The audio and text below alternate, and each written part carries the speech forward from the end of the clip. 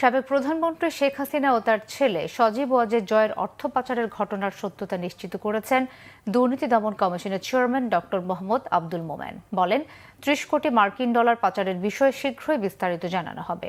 একই সাথে তিনি বলেন, সুবিচারের দায় দুদকের একক নয়, বিচার বিভাগেরও। এদিকে দুদক কমিশনাররা রাঘব বোয়ালদের দাসত্ব না করার কড়া বার্তা দিয়েছেন। রিপোর্ট ফররুখ বাবুর।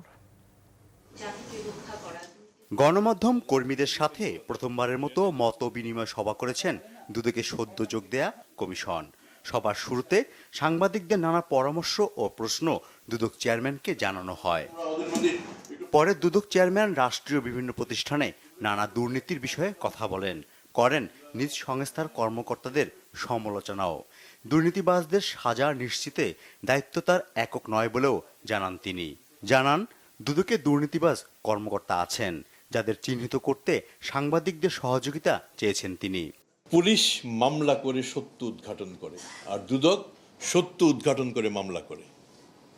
মানে কি অস্বাভাবিক, মানে অসাধারণ একটা বৈপরীত্য। সাবেক প্রধানমন্ত্রীর $300 মিলিয়ন পাচার নিয়ে অনুসন্ধান সম্পর্কে কিছু কথা বলবো কিনা, এটা যেহেতু অনুসন্ধান পর্যায়ে আছে, অনেক ঘটনাই সত্য।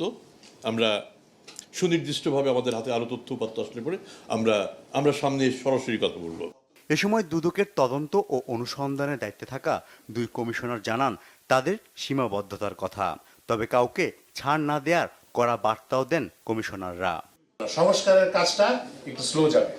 একদিকে যেমন আমরা চেষ্টা করব জাস্টিস ডিলেস জাস্টিস ডিনাইড, আবার জাস্টিস হারিড জাস্টিস বারিড, এই দুটোর মধ্যে একটা ব্যালেন্স করার জন্য।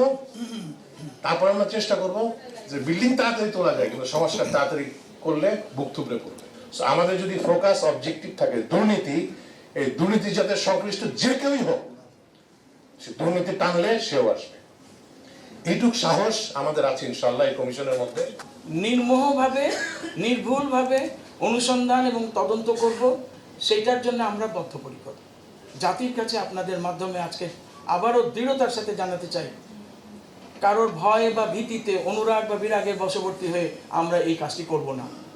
সভায় নিজের স্থাবর ও অস্থাবর সম্পদের হিসাব দিয়েছেন দুদক চেয়ারম্যান। আমি যে বেতন ভাতা পাই সেটাও আপনাদের জানা দরকার। ফররুখ বাবু, বাংলা ভিশন, ঢাকা।